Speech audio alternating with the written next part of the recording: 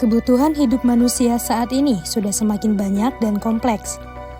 Ada banyak cara juga untuk memenuhi setiap kebutuhan agar tetap berjalan. Salah satunya adalah dengan pinjaman online atau pinjol. Namun, terkadang seseorang terjebak dan terlena dengan pinjol ilegal, sehingga tidak bisa lepas bahkan sampai berhutang untuk melunasinya.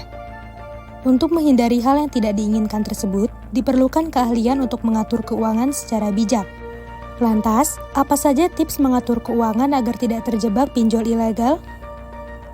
Sebagian besar permasalahan keuangan adalah karena kurangnya perencanaan keuangan yang baik. Perencanaan keuangan dapat dilakukan dengan membuat pemetaan kebutuhan secara tepat dan rinci, sesuai jumlah uang yang ada. Misalnya saja membuat rencana anggaran, catatan keuangan, menyisihkan dana darurat, menabung hingga investasi. Pengetahuan mengenai pengelolaan uang dengan baik juga tak kalah penting. Literasi keuangan dapat membuat seseorang memahami dengan baik mengenai kebutuhan dan keinginan, sehingga mampu memilih dan memilah prioritas.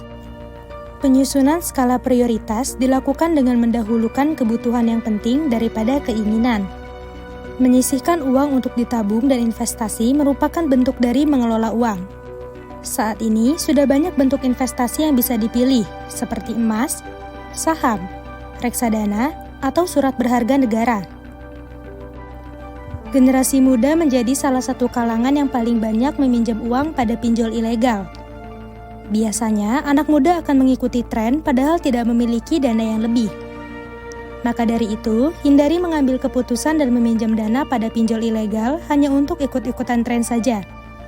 Window shopping adalah kegiatan untuk menghabiskan waktu untuk melihat produk yang dipajang di etalase toko atau e-commerce tanpa berniat membelinya. Hal ini bisa meningkatkan sifat konsumtif dan menjadi ingin membeli barang yang mungkin tidak dibutuhkan. Itulah beberapa tips yang bisa dilakukan untuk mengatur keuangan dengan baik agar tidak terjebak pinjol ilegal. Meskipun meminjam uang bukan sesuatu yang dilarang, namun tetaplah bijak dalam menggunakannya.